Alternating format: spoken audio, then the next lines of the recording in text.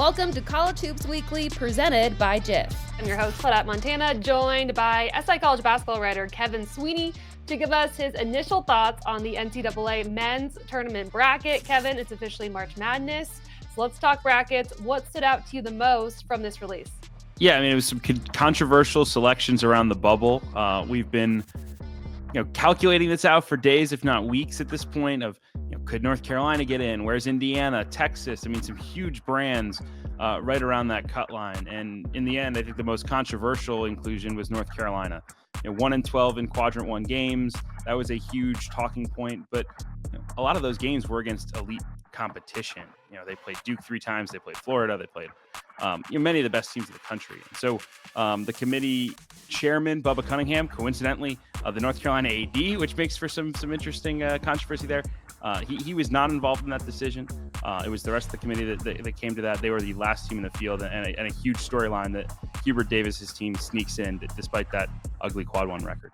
And now for our difference maker of the day. Jif makes the difference when trying to save the celery. Let's take a look at the difference makers of the tournament. Now that the bracket is set, which region do you think is the easiest? And then which do you think is the hardest? The easiest region for my money is the Midwest. A lot of opportunities for teams to pull upsets there. But to me, the biggest difference maker in the region is Chaz Lanier at Tennessee. He's the leading scorer, a huge transfer. Last year was Dalton Knecht. This year it's Lanier. A truly dynamic shot maker and shooter, and so important to their offense. Tennessee's offense goes as he does.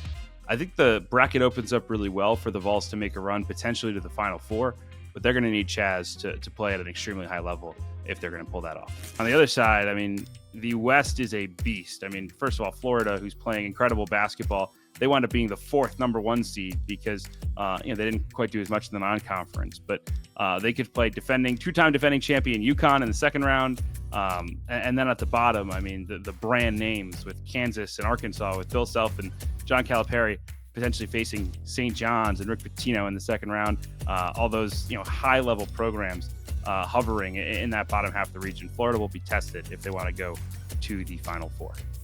Absolutely. All right, looking forward to a fun March Madness. Kevin, thanks so much. Appreciate it.